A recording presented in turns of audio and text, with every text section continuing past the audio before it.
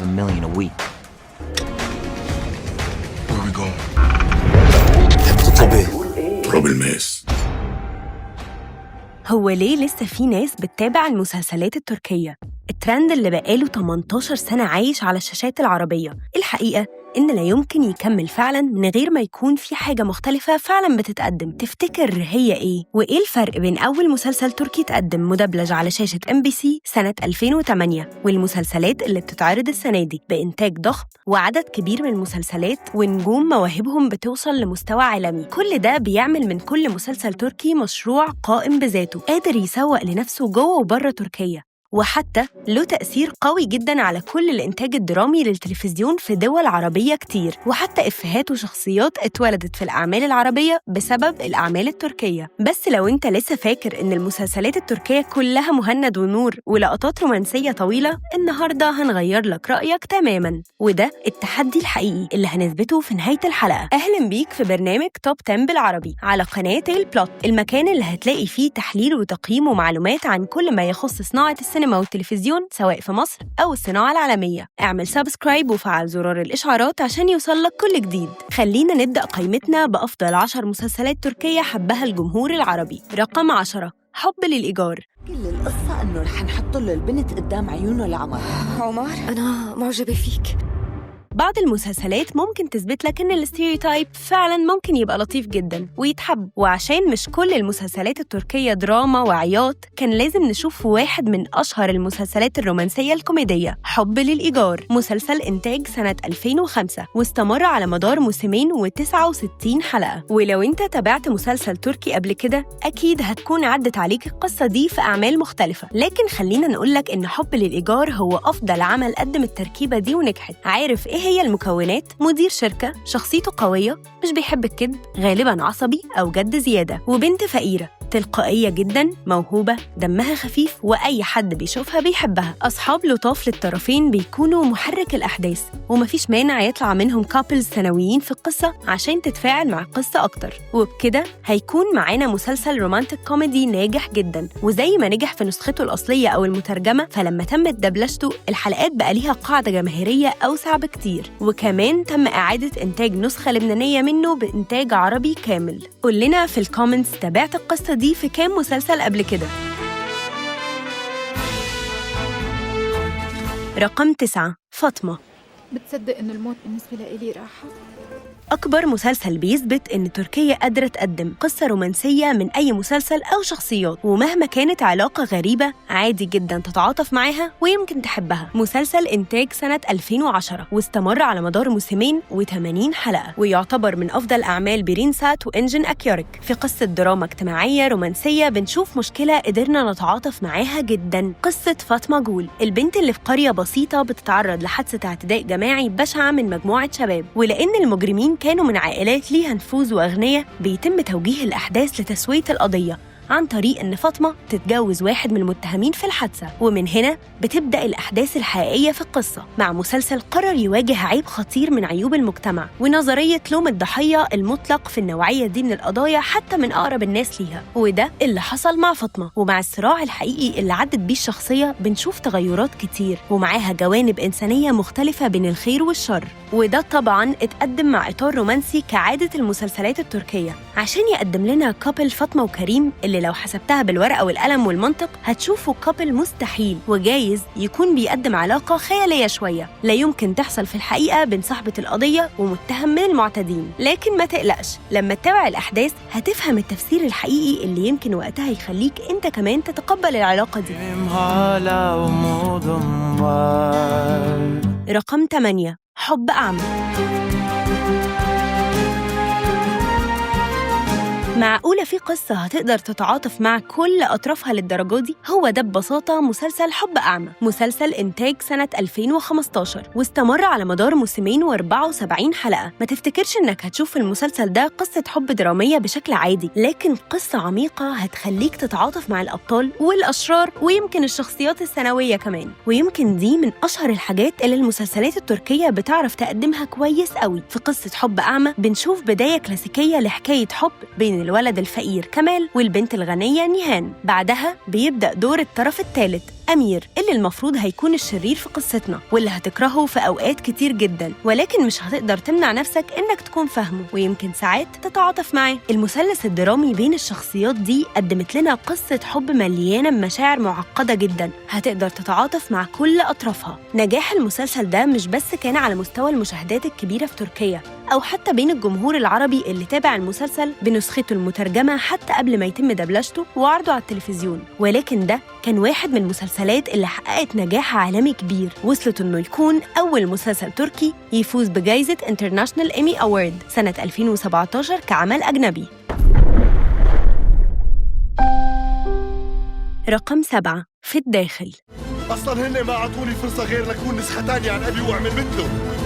مسلسل تركي من بطولة ليوناردو دي كابريو ومات دايمون. تفتكر ده ممكن فعلاً؟ الحقيقة بس اتعملت بتويست من بطولة شاتاي أولسوي وأراس بولوت. مسلسل إنتاج سنة 2016 واستمر الموسم واحد بس و39 حلقة، ولو لاحظت معانا كده من المسلسلات اللي اتكلمنا عليها فده يعتبر مسلسل طوله متوسط ومعقول، يعني هتقدر تستمتع بجرعة قوية جداً من الأحداث والدراما من غير ما تضطر تتابعه لفترة طويلة قوي. بس لو رجعنا لأول كلامنا عن المسلسل فده الحقيقة اللي حصل فعلاً.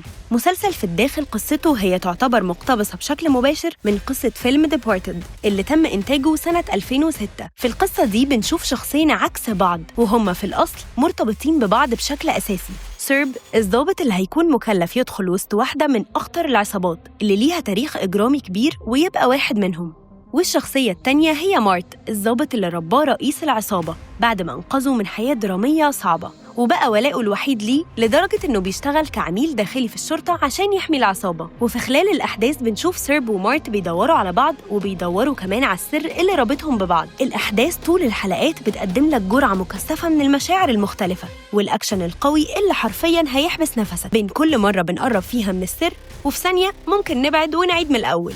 وبسبب نجاح المسلسل في العالم العربي بدرجة كبيرة رغم طبيعته القوية اللي كلها أكشن ودراما، في سنة 2024 تم إنتاج نسخة عربية باسم العميل بطولة أيمن زيدان، محمد عقيل وأيمن رضا. قول لنا في الكومنتس حبيت أنهي نسخة أكتر، ديبورتد ولا في الداخل ولا العميل؟ رقم 6 على مر الزمان.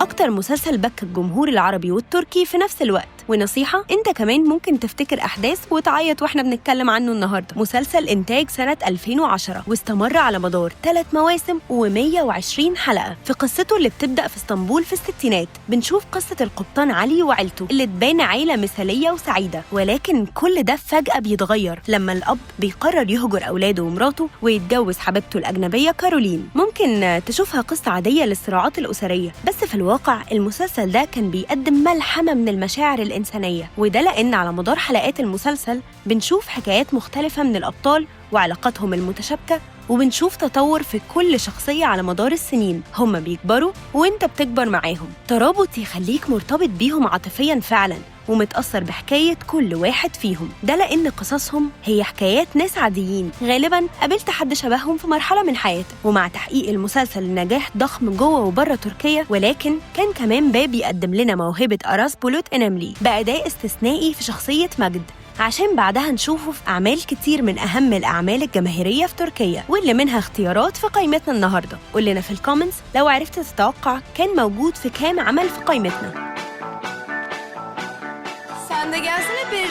لو وصلت لحد هنا يبقى احنا قربنا نكسب التحدي، وبنسبة كبيرة قدرنا نفكرك بمسلسل حبيته زمان أو كنت بتفكر تتابعه، ويمكن كمان أقنعناك باختيار أو 2. بس المسلسلات الجاية في قائمتنا حتى لو كنت عمرك ما فكرت تتابع مسلسل تركي هتقدر تدخلك معانا في دايرة الأحداث من أول حلقة لآخر حلقة. تفتكر بقى هتقتنع بكام مسلسل منهم؟ رقم 5 حريم السلطان.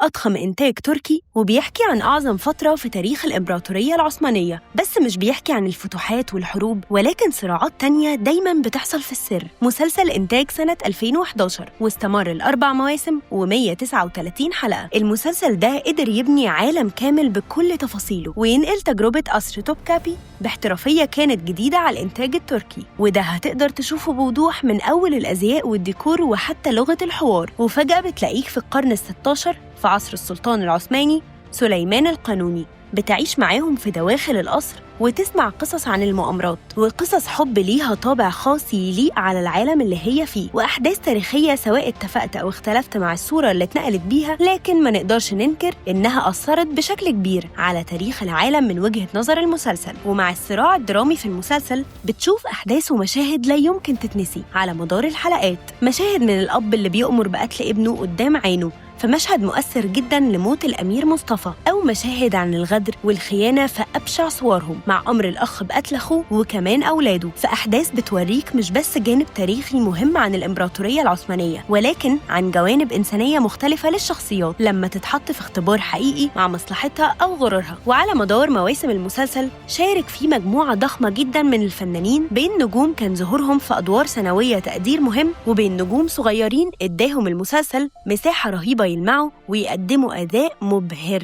وعشان نكمل انبهار بمسلسل حريم السلطان، فهو يعتبر أول مسلسل تركي يتم بيعه ل 49 دولة حوالين العالم، عشان يبدأ معاه عصر جديد من إنتاج المسلسلات التركية المعروفة في كل مكان في العالم. يعني فرق حقيقي مش بس على مستوى الصناعة الفنية ذاتها، بس كمان على اقتصاد الدولة.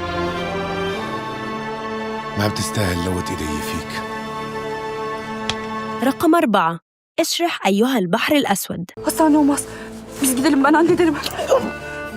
مش كل قصة متاخدة من أحداث حقيقية هتتبسط لما تشوفها، في قصص مجرد كونها حقيقية فده رعب أكبر من الأحداث اللي بنشوفها في حلقات المسلسل. واللي يخوف أكتر إنه رعب مش من قصص الخرافات، بس رعب من أفعال بشر حقيقيين. مسلسل إنتاج 2018 واستمر ل3 مواسم و64 حلقة. المسلسل بيقدم واحدة من أقوى قصص العنف الأسري اللي بتتعرض له المرأة، فبنشوف حكاية نفس اللي اتجوزت قسرياً في عمر صغير من فداء وبقى عندها ابن، ولكن ده ما منعش إنها كانت بتتعرض لعنف جسدي ونفسي قاسي جداً. ويمكن ده اللي خلى جزء كبير من الجمهور يتعاطف مع القصة دي، لأنها للأسف واحدة من القصص اللي بنشوفها بتتكرر يومياً في صفحات الأخبار. ولكن قصة نفس قدرت تلاقي تغيير إيجابي لما نجحت أخيراً في محاولة من محاولات الهروب، عشان تلاقي نفسها هي وابنها في قرية من قرى البحر الأسود، عشان تواجه تحدي تاني وهو المجتمع التقليدي اللي بيحكم أكتر على الستات، وكمان بيحملها ذنب المعاناة اللي بتحصل لها حتى لو هي الضحية. ومن هنا بنشوف الدعم اللي نفس بتشوفه على مستويات مختلفة بين الدعم العاطفي والمادي اللي تقدم لها من طاهر،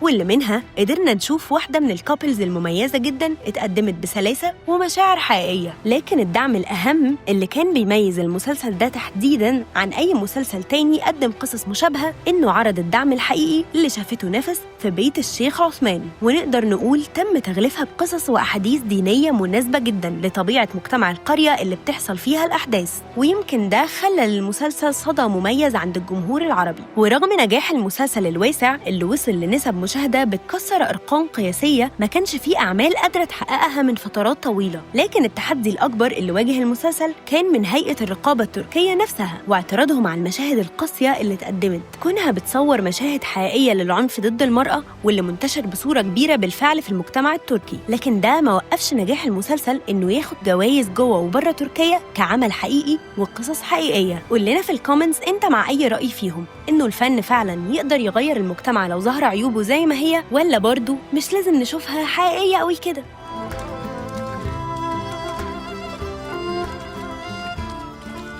رقم 3، العشق الممنوع.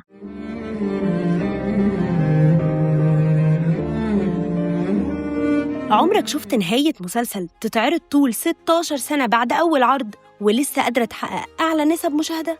هو ده باختصار مسلسل العشق الممنوع، مسلسل إنتاج سنة 2008 واستمر الموسمين و79 حلقة بهتار وبهلول، أو بالأسامي اللي تعرفوا بيها في النسخة المدبلجة سمر ومهند، في ثنائية استثنائية علمت مع الجمهور في الوطن العربي كله. كفاية إن اسم مهند لفترة كبيرة بقى دليل على الرجل الوسيم الرومانسي لحد النهاردة، في قصة خيانة من أكتر القصص المثيرة للجدل بين مهند ومرات عمه سمر، في جدل اجتماعي بيدور حوالين العلاقة دي لحد النهاردة. يخليك مش فاهم انت حابب تشوف الكابل ده سعيد فعلا، ولا كل اللي بيحصل ده مش منطقي منطقي، وفعلا كان لازم النهاية توصل لكده. وعلى ذكر النهاية، فالحلقة الأخيرة من المسلسل نقدر نقول بقت من طقوس المناسبات في تركيا، لدرجة إنها ممكن تتعاد في المناسبات أو كل فترة يتم عرضها تاني على التلفزيون. والمميز فعلا واللي محدش بيصدقه إنها لسه بتقدر تحقق أعلى نسبة مشاهدة وقت عرضها، حتى لو كان بيتعرض في نفس الوقت أعمال جديدة بحلقات جديدة. بس مفيش عمل تاني قدر يوصل لمكانة ولا أرقام العشق الممنوع، وده اللي خلاه يكون في المركز السابع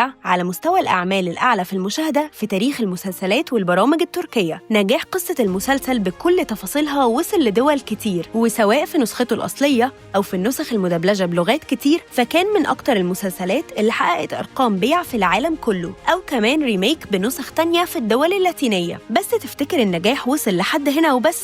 لأ، ده كمان وصل إن القصر اللي كان لوكيشن تصوير الحلقات اتحول لمزار سياحي، وأي حد بيزور تركيا ممكن يعدي ياخد صورة قدامه. Yoksa Adnan Bey yeni projen.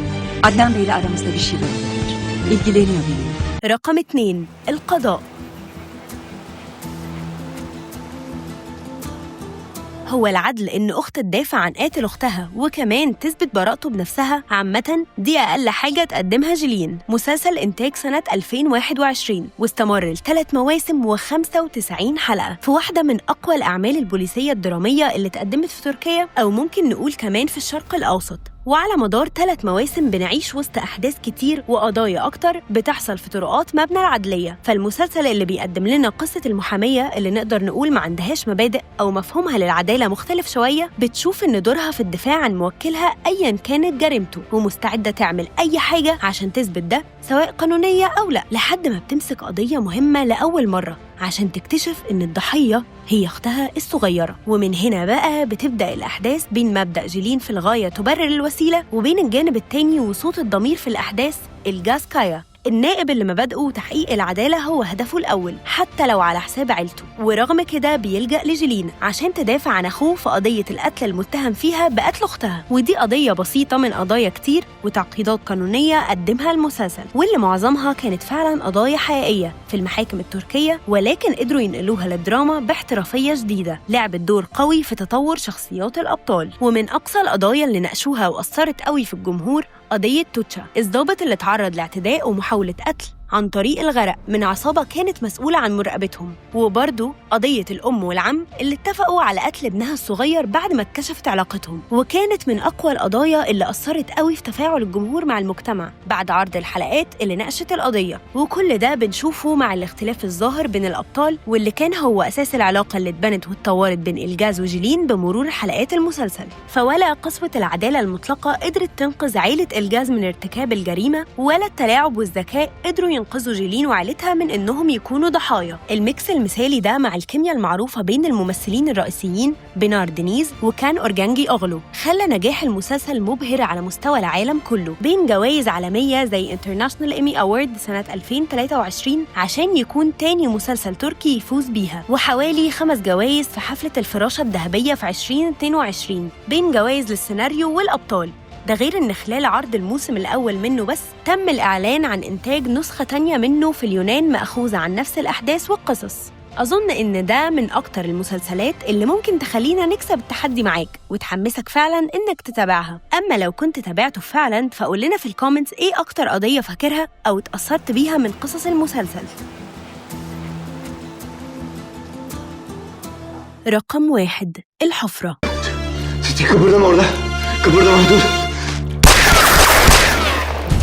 أنت تخرج من الحفرة لكن الحفرة لا تخرج منك. أكيد عدت عليك الجملة دي، عشان حتى لو أنت مش من فانز المسلسلات التركي فالحفرة ما كانش مسلسل تركي عادي، ده حالة عاشها كل المهتمين بالأعمال التركية. مسلسل إنتاج سنة 2017 واستمر ل4 مواسم و64 حلقة. ده المسلسل الوحيد اللي مفيش خلاف عليه إنه يستحق المكانة دي إنه يكون الأول في أفضل مسلسلات تركية، لأنهم مش بس قدروا يقدموا مسلسل مبهر بأحداث قوية وصراع مبهر بين العائلات اللي عايزة تسيطر على الحفرة، لكن الحفرة قدرت تبني عالم قائم بذاته بكل تفاصيله، من أول الحي نفسه اللي اتصورت فيه الأحداث لحد الشخصيات اللي كل تفصيلة فيها قادرة تشيل عمل لوحدها. وفي عالم الحفرة القصة بتبدأ مع ياماش كوتشافالي، الأخ الأصغر اللي بعد ما هرب من عالم الحفرة لقى إنه بقى مسؤول عن عائلة كوتشافالي وإنهم يفضلوا مسيطرين على الحي ضد العائلات، أو خلينا نقول العصابات التانية اللي عايزة تفرض سيطرتها على الحفرة. يعني تقدر تقول عالم كامل من حرب العصابات والدراما والأكشن اللي اتعمل باحترافية كبيرة في تركيبة شدت الجماهير جوه وبره تركيا من كل الفئات. لكن اوعى تفتكر إن قوة الحفرة وقفت عند الشخصية الرئيسية بس، فبنشوف شخصية صالح كوتشافالي أفرتولو سعد الدين، واحد من أقوى الشخصيات الثانوية اللي ما نقدرش ما نقولش إنها قوة شخصيات أساسية في مسلسلات كتير،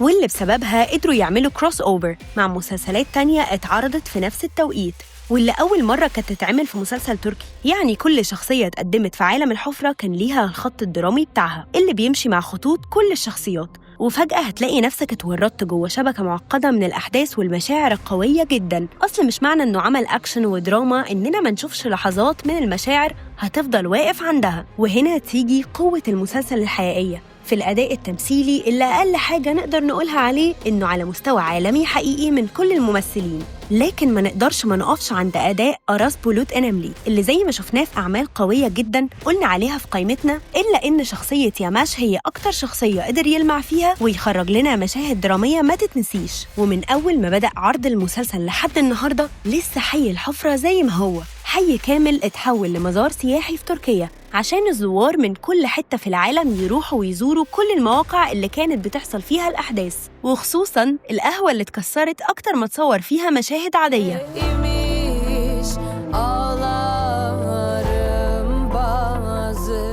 دلوقتي بقى نقدر نقولك إننا كسبنا التحدي اللي لعبناه معاك أول الحلقة، وما ينفعش تخرج من هنا غير وانت حاطط على قائمة مشاهداتك مسلسل أو 2، أو يمكن غيرت وجهة نظرك تماماً عن المسلسلات التركي. أما لو انت أصلاً فان أصيل فالتحدي عندك مختلف، لأن زي ما كان على قائمتنا 10 أعمال بس، لسه في عظمة أكتر بكتير في مسلسلات تانية انت اللي هتقولنا عليها في التعليقات. ما تنساش تعمل سبسكرايب للشانل دي تيل بلوت عشان يوصلك كل جديد، ولايك وشير لو الحلقة دي عجبتك، وكمان تفعل زرار الإشعارات عشان توصلك حلقاتنا أول بأول.